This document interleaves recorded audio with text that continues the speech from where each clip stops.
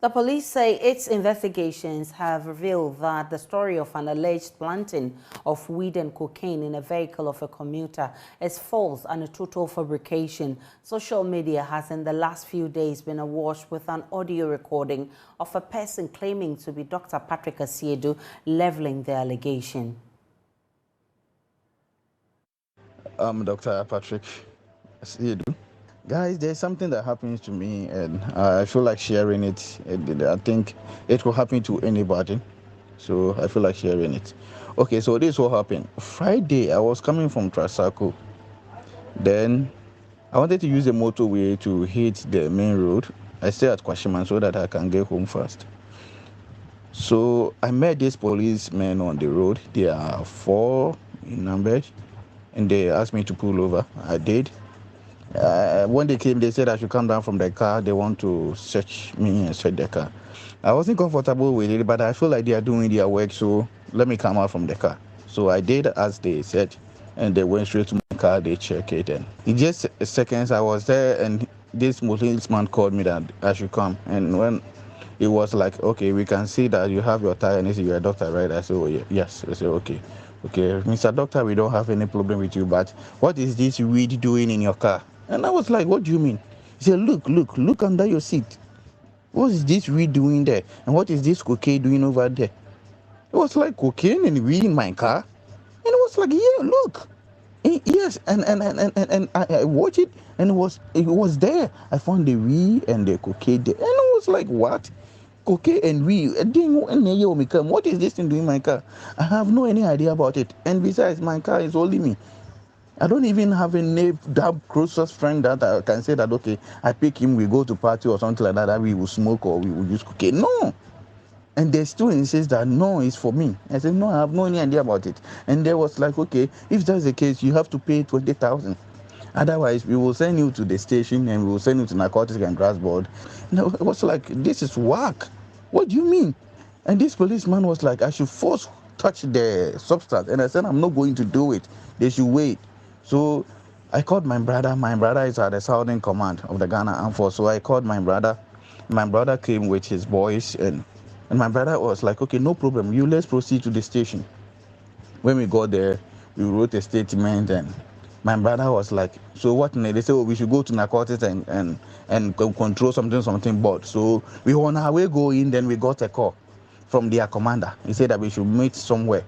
So we arranged and we met. When we met, their commander was like, what exactly happened? And my brother explained it to them. And my brother told them that, hey, you people, I know my brother very well. So if you people don't tell the truth, this case will go wherever that it will go. And their commander was like, my brother should calm down. I don't know what happened. My brother was seriously angry and was like, we should go and do fingerprint. No, he's not listening to anything. We should go straight out and go and do fingerprint. So we went to the narcotic and they conducted the fingerprint. And it was their fingers on it. Charlie, brothers and sisters, as at now, I'm still on bed. Since Friday up to now, the trauma alone, I'm still on bed. The police has since issued a statement. I'll share extracts of that with you. And there you have it on your screen. It says the police on the 18th January have arrested a man suspected to be the person in the audio tape describing an alleged elaborate incident of criminal behavior on the part of the police. Now, it goes on to say, in the audio tape, a man who introduced himself as Dr. Patrick Asiedu claimed that he had been stopped by police officers who planted substance suspected to be narcotics in his car and attempted to extort money from him. Police investigations so far have established that the man who has been arrested is in police custody and is indeed called Patrick Asiedu. He is an Uber driver and not a doctor. The investigations show that the entire story narrated in the audio tape is false and a total fabrication by the suspect. The supposed military intervention and alleged fight between the police officers and the military described in such dramatic detail in the audio tape are the vivid descriptions of having been taken to the Accra Central and East Legon Police Station, as well as the Narcotics Control Commissioner, equally false. The claims of fingerprints being taken are also untrue. Patrick Asiedu, the suspect, however, alleged that he had once witnessed a similar incident to what he described in the audio tape happen to one of his passengers. Meanwhile, in another audio tape that has come to the attention of the police, the suspect alleges to have met with the Inspector General of Police. We wish to categorically state that this claim is also false and should be disregarded. Investigations are still ongoing, and suspect Patrick Asiedu, who is currently in police custody, will be brought to face justice and is signed by Grisansa Krufish's Assistant Commissioner of Police and Director of Public Affairs. So former officer, police officer and member of the Defense and Interior Committee of Parliament, Peter Tobu, and Mina Mensah, who is also Director of Africa Office of the Commonwealth Human Rights Initiative, join us live with more on this. I'm grateful to have you, lady and gentlemen. Let me start with you, Honorable Tobu. What's your initial reaction to all that has happened? So how are you? Happy New Year? Many happy returns. Great. For me, being the former police officer, I think that I'm quite excited because the power of social media has the positives and the negatives. Anything you drop on social media within seconds, it can go very far. And sometimes to correct an error that it has created becomes a huge challenge. Nobody in this country should expect to treat the Ghana Police Service as a bunch of angels. No. This is an organization that has a population of over 40,000 people. So it is very possible to find some very unprofessional people in uniform. And that is why the service has the service instructions that say, if you are found in uniform and you are behaving unprofessionally, the system will catch up with you and you will be thrown out. I am quite excited that the police administration has taken a very firm step to investigate the matter, dig deeper and get to the bottom of it. It is a possibility, it can happen, and it probably has happened, but for this particular one, I am encouraged by the steps taken by the IGP that we will have to get to the final step and know whether it is true or false. And if it is true, the police officers who are behind this should be dealt with. If it is false, the person who is pranking the Ghana Police Service and pranking the whole of the nation should also be shown the power of the law. This country needs to be a very disciplined country because collectively, that contributes to creating a very better Ghana Police Service. There's been doubts over the period as to whether the police will not be biased investigating their own. I mean, what do you make of all of these perception out there? And do you think that the police should continue to investigate matters of this nature?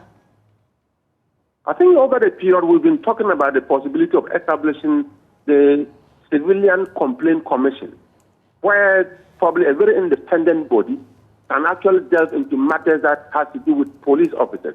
But that notwithstanding, I think over the past years, the police have not done badly investigating themselves.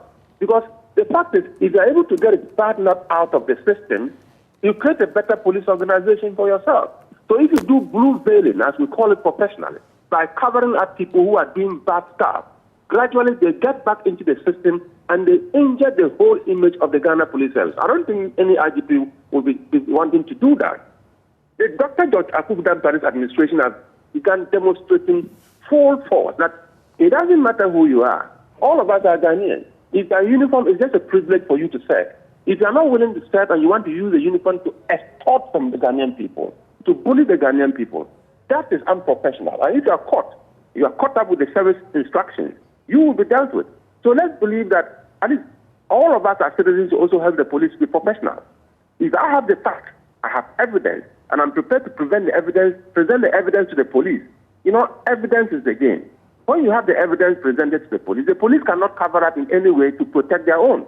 What is clear, and the person must be punished. So let's collectively support the police. Let me bring in Mina. Mina, I just want to gauge your mood on the police's posture on this matter. And thank you very much. From where I sit, it's an issue of the police's word against the suspect's word. And in situations like that, it is better if a neutral person investigates. Because at the end of the day, like the MP said, he's been a policeman before. He knows what happens in there. And like I said, the police is run by human beings from this very society, although sometimes they behave as if they are not part of the society. And things can happen. But who knows what happened? And so if the police investigates the whole issue and comes out and exonerates the policemen, because that is what the truth is, there's a very thin line between perception and reality. And because things have happened over the years, the credibility of the police is not as good as it ought to be.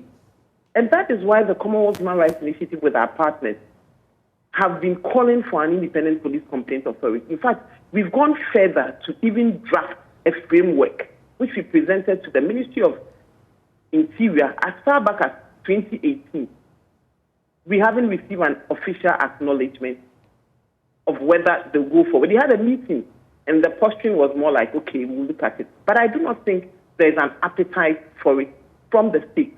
Unfortunately, the police cannot set up an independent body to investigate itself. They do not have that mandate. They have an internal mechanism. The PPSD has been doing some work, yes, but at the end of the day, when you want the report, they will tell you that it's an operational document. It is not shared with the public. All you see is that maybe some officers would be dismissed.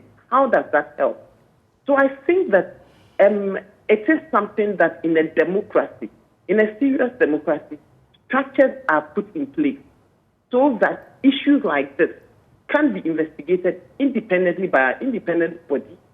And when the reports come out, people would support it because they know that it is not the police who investigated themselves. And like, again, he said, in this era of social media, it is difficult to do things on the blind side and get away with it. You might get away with some, but you cannot get away with all. So I think that the push for the establishment of an independent police commission should be something that we take seriously as a country if we want to go forward and if we want credibility for the police and we want support for the police in the work that they are doing. Mina, as we speak, and I agree with the point you made, that we need an independent body. But as we speak, that independent body is not there. In this case, the instant case, the police is investigating. What are your expectations of the police? Well, my expectation is that they will do what they normally do. They will investigate and tell us that it's an operational document. But Shraj has also got the mandate to ensure that they play some oversight rules over the police.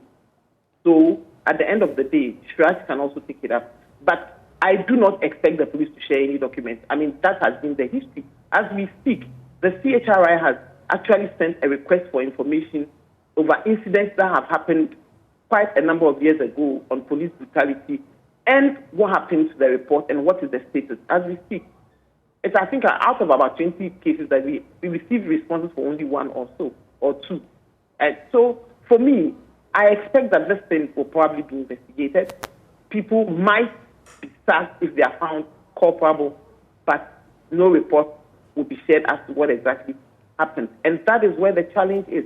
Because in this age, I think that when things are not done properly, some information should be shared so that it will deter others from doing it. Just sacking the person, fine. I mean, how many people would follow through to see who and who has been sacked? But if the information is shared, the document is shared, it will deter other officers from doing that. And it will also deter other civilians or people who behave untowardly towards the police to also be careful the way they react. So it will be a win-win situation.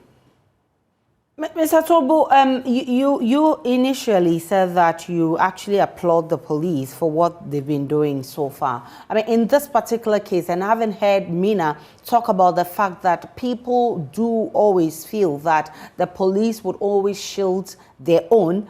What do you expect the police to do in this instant case? Do you still have Mr. Tobo? Mr. Tobo? All right, so thank you so much, Mina Mensah. She is with the Commission, Commonwealth Human Rights Initiative, and Peter Tobo is a member of Parliament. He's also a former police officer. Mr. Tobo, now I have your attention. My question was that, having listened to Mina on the perception that the police would always cover their own, and you also saying that you really like the way the police has handled issues so far, what are your expectations for the police in this instant case? All right, so we lost Peter Tobo there, but the case has been made from both angles, and Mina actually wants an independent body to be investigating the police in such cases. Let's take you to Parliament now, live, to listen to the Minister for Roads and Highways, Kuswa Mwakwata, who is appearing before the Public Accounts Committee. Also affected. Do you know the contractors responsible for this clearing and why they don't clear and they rather set fire to burn the bushes? Thank you. Yeah, thank you, Honorable Chair. I mean, this two questions in one. Let me start from the first one. Yes, motorway has to be worked on.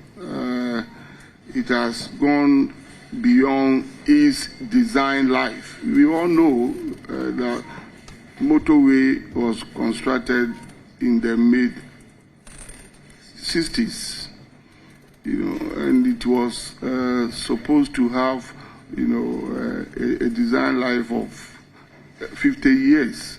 It has gone beyond that.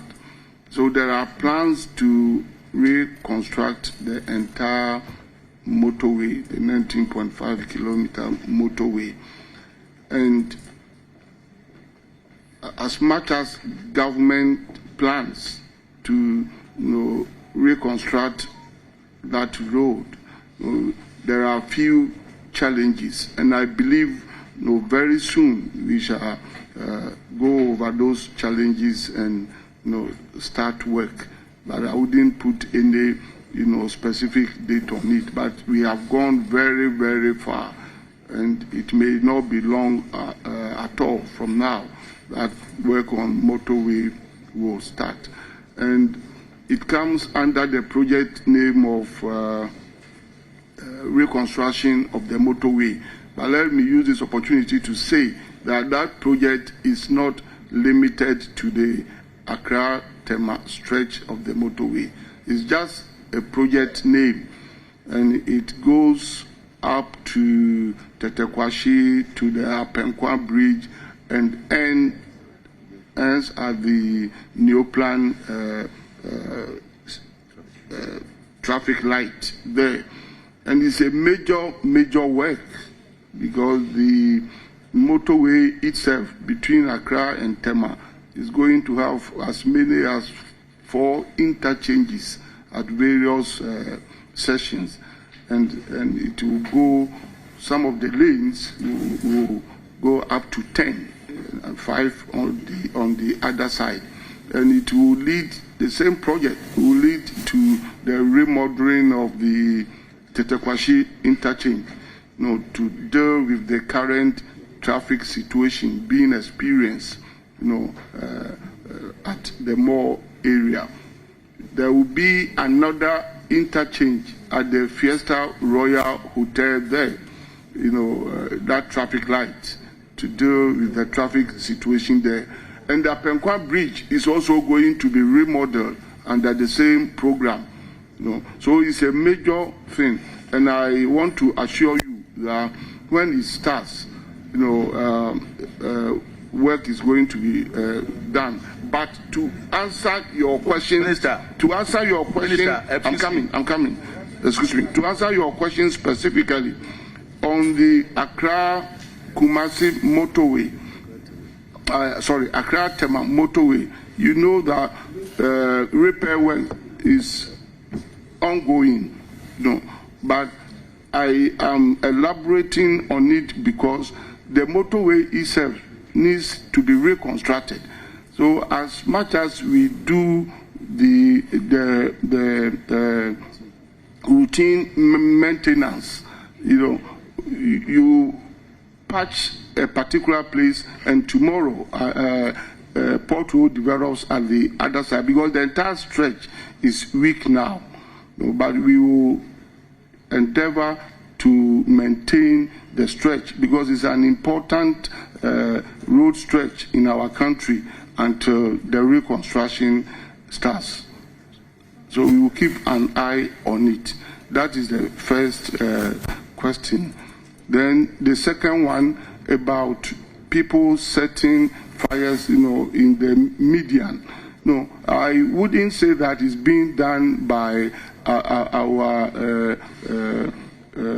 contractors who have been engaged, as we usually call them SMCs, to do that vegetation cutting.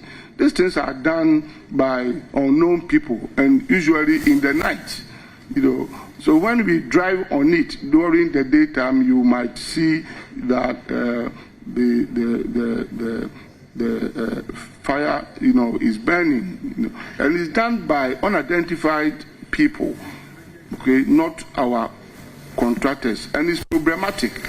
So perhaps the security people may assist us in this respect, but it's not officially done by contractors. No. Thank you.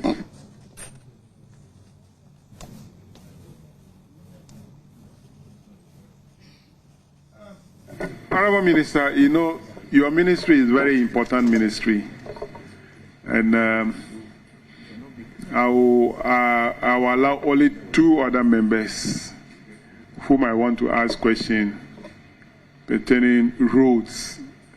So I'll give the floor to Honorable Dr. Kisi, and then Roxanne. So I'm doing this.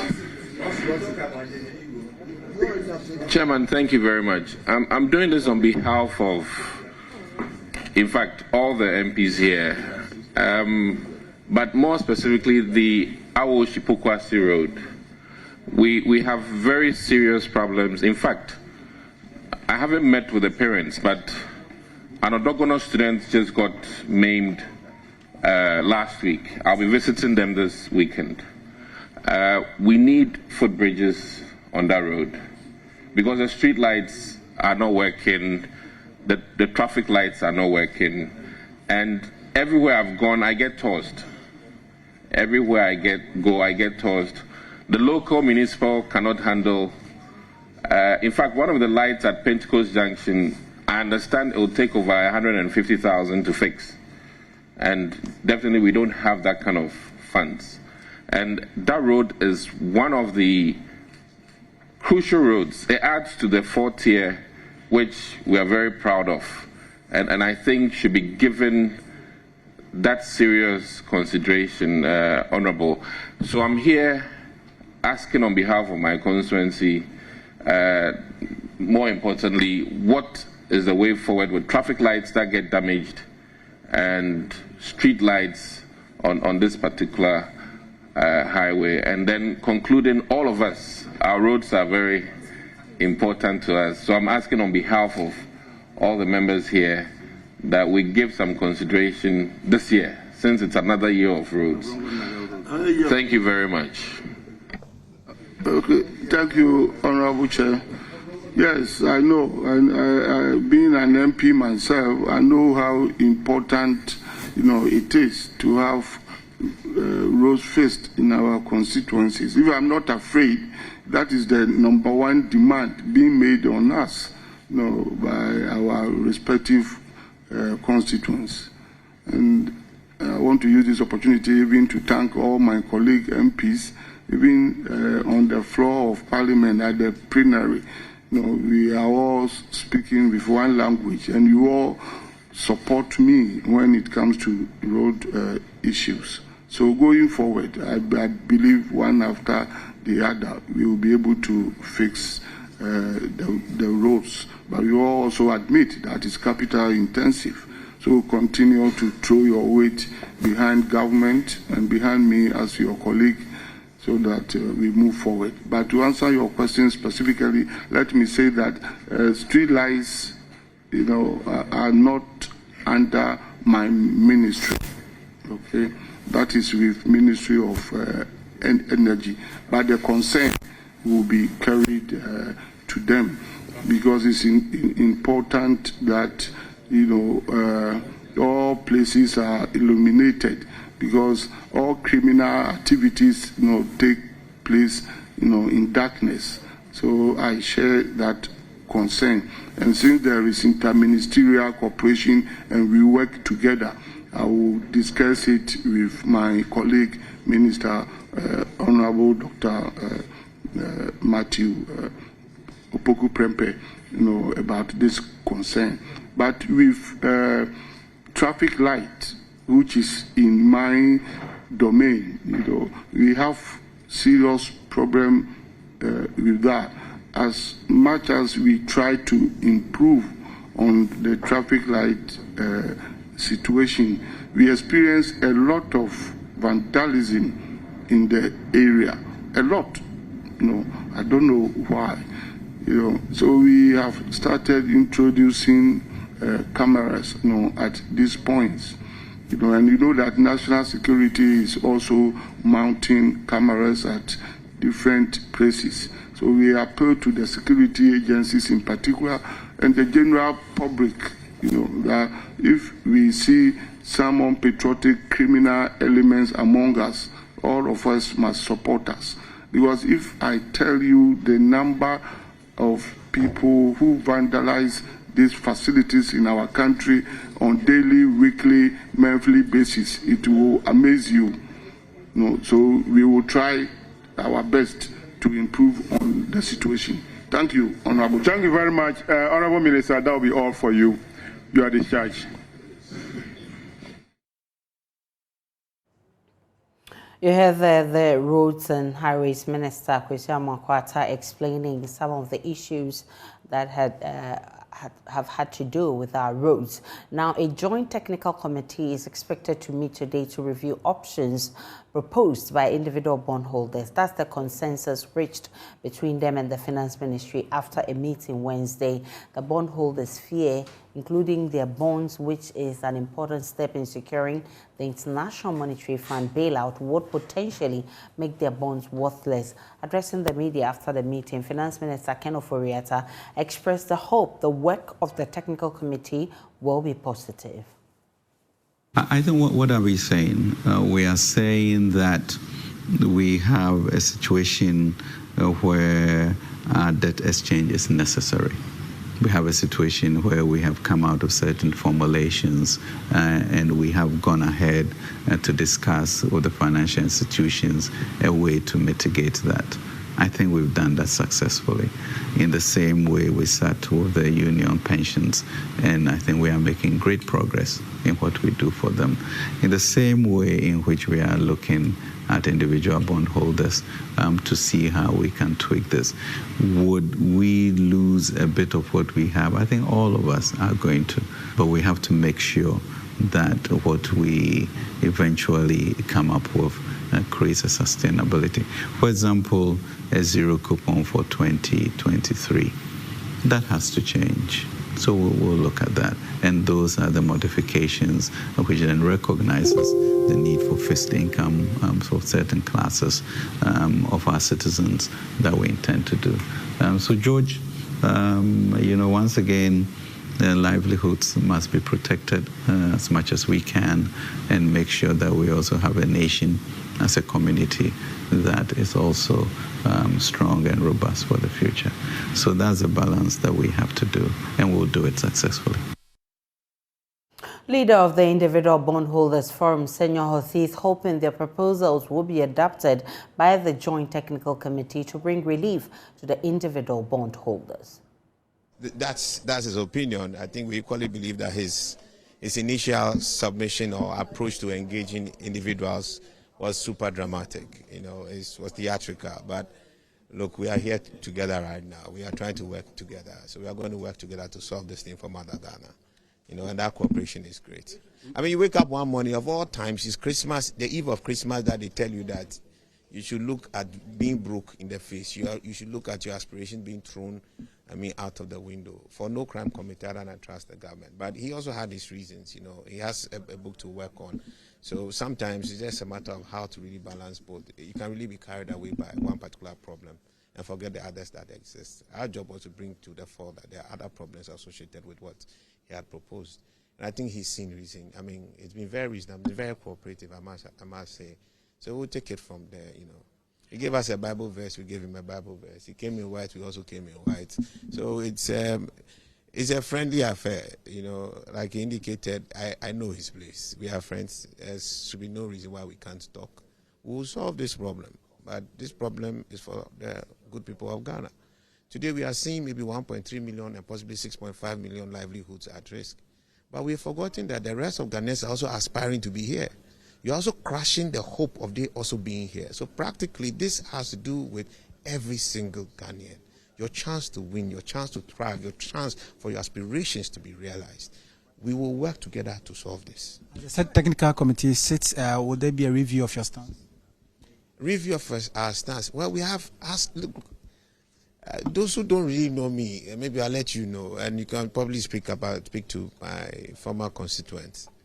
My policy positions are always thought through on a balanced scale. You always have to think about other people and look at what's functional. Like I told the minister, I own businesses that are negatively affected by it. I am an unemployed graduate. And as an unemployed graduate, if my businesses are negatively affected by it, it is a big deal. But considering the challenges he has at hand, I've accepted and authorized my businesses to subject them. Except retiree Peter Kojo Nyasepe, who cannot walk unassisted, is worried he may not survive if the government fails to listen to the pleas of individual bondholders and exempt them from the debt exchange program. Peter says failure to receive a coupon this year would mean death because he can't afford prostate, diabetes, and high blood pressure medications. Features editor Jojo Kobina caught up with him at his residence in Teshi and now reports. When I heard that, now, we are not going to get any coupon or any interest until 2027, before they'll give you 5% of your capital. I said, wow, 77-year-old. Now, how many years? That's 5 years or 4 years before 77. How long has God given me? Peter Kojo Nyasepe is 77. Currently, his blood pressure is rising due to an investment that was meant to make him smile. He became agitated upon hearing that individual bondholders will be included in a debt exchange program. He lost more than 250,000 cedis in a Ponzi scheme, so this forced him to choose government bonds as a safe investment. He sold his land and bought 2 different government bonds. Yearly coupons have been sustaining him for years. The news that a debt exchange program may prevent him from receiving any coupons upsets him. On January 23, he is scheduled to receive his coupon, but is unsure whether he will. There is no plan and there's nothing I can sell anymore. And there's nothing I can sell. So the only thing I have decided to do was to go to the bank on the 23rd, to go to the bank there and sit down there. That's all. Because if I go, how am I going home? I have to go home with a car. I need fuel. When I come home I have to pay for the water bill, electricity bill, food, and the money is there in the bank. So I give the money to the Ghana Commercial Bank. So they will give me the money before I come home. So if you go on 24th and they say there is no money in your account, I'm going to stay there. If they say the money is not there, I'm going to stay there. I'm going to stay there until they carry me wherever they want to carry me. Because I cannot walk myself. So they will carry me wherever they want to carry me. Go there. They have to carry me and go. That's the only thing I can. That's the only. I cannot fight them also. This big bag contains empty boxes of medication that Mr. Peter Kojo Nyasefe has used over the years. He relies extensively on medication to survive. And so without government giving him his coupon for this year, it would be very difficult for him to live. He doesn't know where help will come from.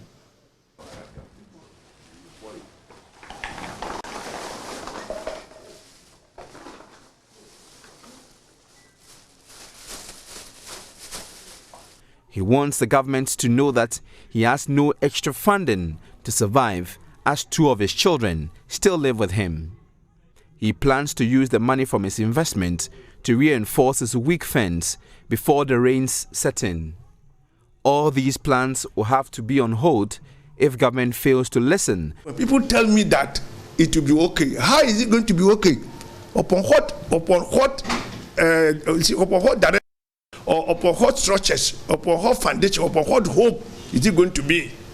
When the news came, I cannot sleep. So that this is coming. It's only this. My wife is telling me to cool down. You cannot die. Immediately you want to dose. Then you remember that you have to buy you are watching your meter. This will go off. You are thinking your meter will go off. So you have to go and buy the prepaid. Then you not sleep. Peter is just one of many individual bondholders who rely on bond investment to survive. They are pleading with government to exempt them.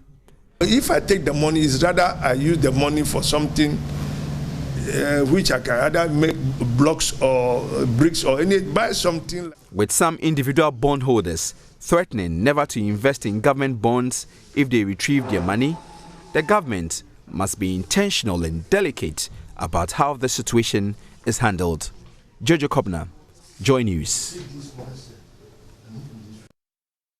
Protecting yourself during a robbery attack can be tricky. Even if you are holding a firearm, there is a likelihood of casualties during a shootout. Fortunately, Ghanaian engineer Emmanuel Rekobrobe has developed a security robot which can remotely launch a gun attack. Love FM's Kwesi Deborah has more for Tech Thursday. The 4-foot robot, made from plastic waste, is equipped with a surveillance camera, LED light, and a gun. The innovation, called Robot Sniper, has an attempt to ward off the intruder. Mr. Rekobrobe believes his innovation will be crucial for the security services and security-conscious individuals. To the engine aspect, this is a normal motor that I'm using to control the movement. And then I move to the back here. It's a chargeable system. I charge through solar. And then the other mechanism, when I operate, you see how they change and all that as to how I want it to operate. Actually, I decided to build this particular one to support our security agencies. Sometimes they have to face the risk of standing right in front of bullets, because if you take bank, for instance, the first target will be the security personnel who is there. So it is to help you to hide yourself, actually, and let the system do the monitoring for you. If you sense danger, an alarm will be first sent to the one who wants to break. If he refuses, then the firing continues by way of using the remote. And it can go up and down to actually capture the focus that you want to have your target. Reporter for JoyNews, Kwesi Deborah. We're still live on News Desk. We'll take a break. When we return, we'll bring you all you need to know in the world of business.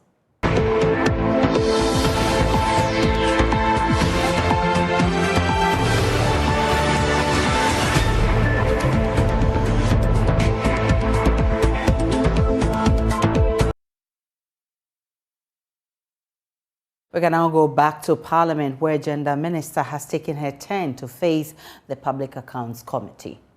No, I mean the 25th December one, because I remember we sent you invitation before 25th December. That one. That one, you are not sure. We were just making efforts to get them to pay. Anyway, okay, so let's. You have to do a follow-up to the Ministry of Foreign Affairs and then the UOCO. Yes, Honorable. So that you can update this committee, and I think within 2 weeks you should update the committee so that we'll know what to put in our report. Okay. Thank you. Honorable Burton, continue. Thank you, Mr. Chairman. The next issue has to do with unclaimed lands bequeathed to the home, Osu home. I'm talking about Osu Children's Home.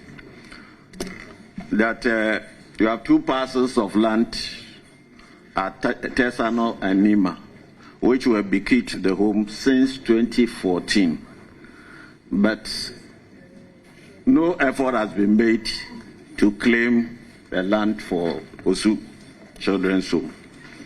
So the auditors recommended that the director of the Department of Social Welfare should immediately follow up to secure these properties for the Osu Children's Home.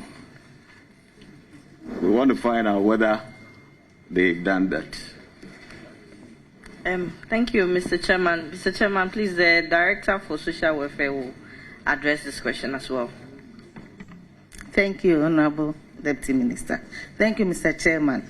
Yes, the land at Nima, it was a whistleblower who came to inform us that someone died and willed that land to the department. But we had no idea about it, and the person refused to leave his contact with us because he said he didn't want the relatives to know that he had informed us. And also, we went there. It's being occupied by a mechanic, and we were told the land belongs to one Alaji. And up till now, this whistleblower has not come back. Nobody gave us a copy of the will. Nobody informed us. So we are unable to really claim that land to be ours. So that is it's a whistleblower who just passed by and gave the information and left.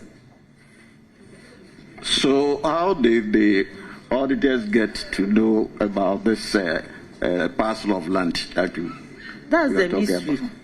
I mean, the auditors, they came on audit inspection. How was this an issue which was put before them? That's my issue. Because if it is a whistleblower and you didn't follow up to establish that indeed there was that parcel of land, how could you, in your wildest dream, contemplate that land was yours? Please, we also don't understand how that came into the audit report because we don't have any letter, we have nothing, so we have never claimed that land or even considered land that to be for us. So, the auditors, can you help us with the source of your information? Honorable Chair, these 2 parcels of land for Tesano, we have documentation to it, which the well and everything you can testify. For Nima, yes, we saw all the details in their handing over note, the previous director's handing over note. So that is where we got the information.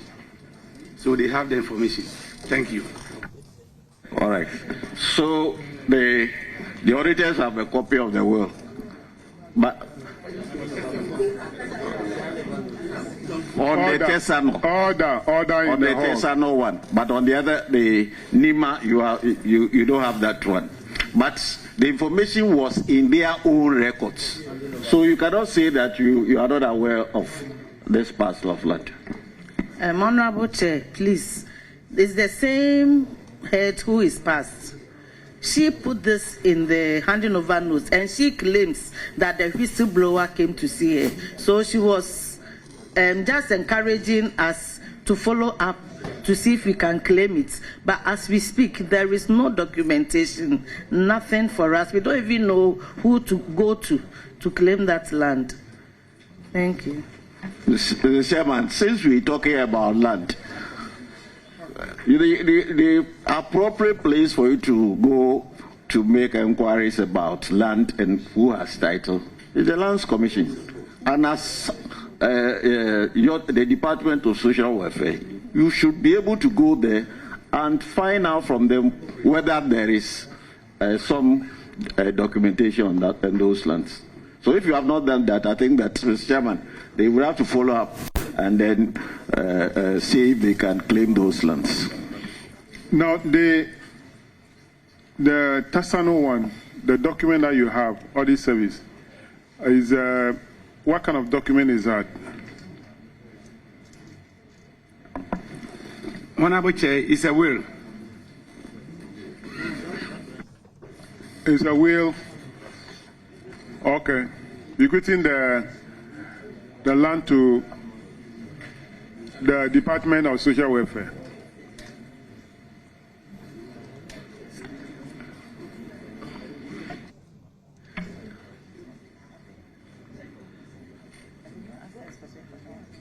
Mr. Chairman, with that one, we've taken possession of it. We've even put a signpost on it to let people know it's for us.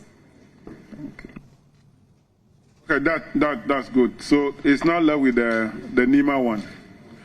The NEMA one, you don't have the will, it's only the handing over notes which talk about it, isn't it? Yes, yes, Chair. So it will be difficult for us to take possession of it. If we have a will, then to help, or any document showing that the land has been bequeathed to the Social Welfare Department. Yes. No information.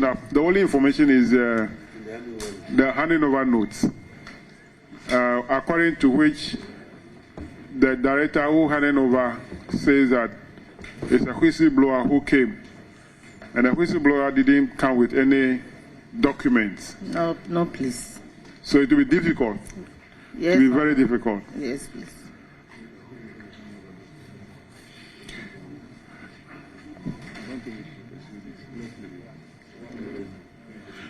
Well, the committee will take a decision and an advice on what we should do in our reports. Yes, please. Thank you. Let's move to the last one. Paragraph 523 to be done by Honorable Kisi. Thank you, Chairman. This has to do with a very serious issue, and it's a missing vehicle with no police report, no insurance documentation, no paperwork. The vehicle just decided to disappear. The story surrounding the missing vehicle involves the Ashanti Regional Coordinator, registration number of the vehicle GN 217316, and it's a Ford Ranger, which was used for work related to school feeding. What we need to know today is, one, has there been an established police report? And if not so, the recommendation was that the vehicle should be replaced by the Ashanti Regional Coordinator. And in addition, is the coordinator still working with the school feeding program? Thank you very much. Thank you very much, Mr. Chairman. Mr. Chairman, this particular vehicle that is missing, there is a police report. Yes, there is a police report and an insurance as well. But then, Mr. Chairman, it only came to our notice not long ago. And so we are pleading that you give us about 1 week to establish the facts and then get back to the committee. Because we are still putting together because of movement of staff. And so it's difficult getting access to some information. So we are pleading if you could give us about 1 week to establish all the facts and then get back to the committee. Minister, or Mr. Chairman, this issue occurred somewhere May 2019, and that's about 1, 2, 3 good years, roughly. And I think, one, I'll be surprised if the internal management systems have not picked this and what actions were taken. And I'm happy about the police report. When was it made? Because it's also important. When this audit was done, at the time, it was very clear that the police report was not established. So what is the dating? Is the police report something that was done last week or 2 weeks ago? We need to know, please. Mr. Chairman, the police report is dated 24 July 2019. It happened in the Ashanti region office of the school feeding. There was also another question, if the coordinator still works with your outfit. Yes, Mr. Chairman. Audit service, can we verify if the police report has been established now? And I'll move on to the last question. Yes, we have the police report dated 24 July 2019. Any correspondence between our ministry and police after that, please? Do we have records of that?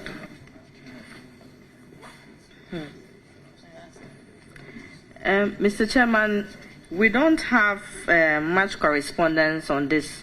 That is why we are asking for about 1 week to establish the facts so that we can get back to the committee on this particular issue. The loss is 134,000 Ghana cedis to the government of Ghana, and it's quite serious. I'll leave this to Chairman, but in my opinion, the efforts have been not very encouraging. I want to get something clear. The vehicle was seen on the 17th May 2019, and the police report 24th July 2019, 2 good months. What happened before the issue was not reported to the police? Immediately after the vehicle was seized from the person, the director.